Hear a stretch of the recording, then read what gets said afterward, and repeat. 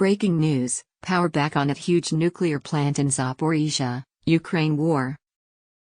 The UN's nuclear watchdog, IAEA, says Ukraine's huge Zaporizhzhia nuclear power plant has begun receiving power from the national grid once again. Shelling in the area damaged power lines connected to the plant.All 6 of its reactors are in a state of cold shutdown, but the plant needs external power to cool its reactors and defend against the risk of a meltdown.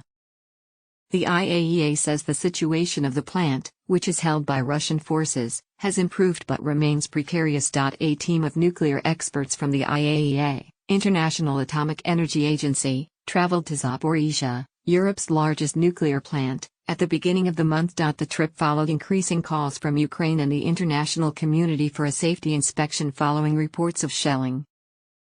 Russia and Ukraine both blamed each other for the shelling of the facility in southeast Ukraine. After the IAEA's first inspection, the agency announced it would maintain a permanent presence in order to monitor the situation. Members of the team at the site on Saturday learned that one of the 4 main external power lines damaged by shelling had been repaired, allowing electricity to be received directly from the national grid, the IAEA tweeted on Saturday.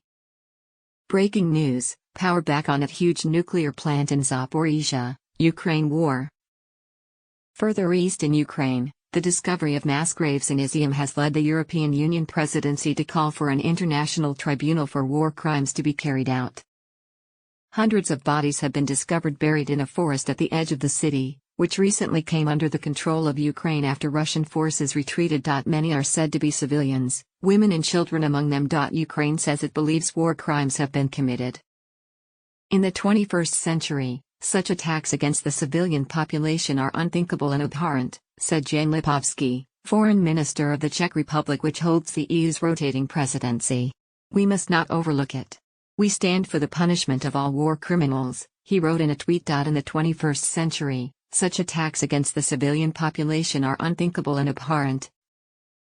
Fighting raged on Saturday in the divided eastern region of Donetsk, which is mostly under the control of Russian-backed separatists. The separatist mayor of Donetsk city said 4 people had been killed by Ukrainian government shelling of a central district, while the Donetsk region's Ukrainian governor accused Russian forces of shelling a thermal power plant in Mykolaiivka, disrupting drinking water supplies in the area.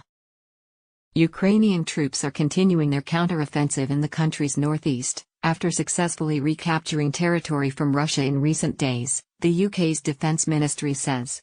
It adds that Russia has established a defensive line protecting one of its main supply routes from Belgorod, near its border with Ukraine. Russian President Vladimir Putin said on Friday that Ukrainian counteroffensives would not change Russia's military plans in the east of Ukraine.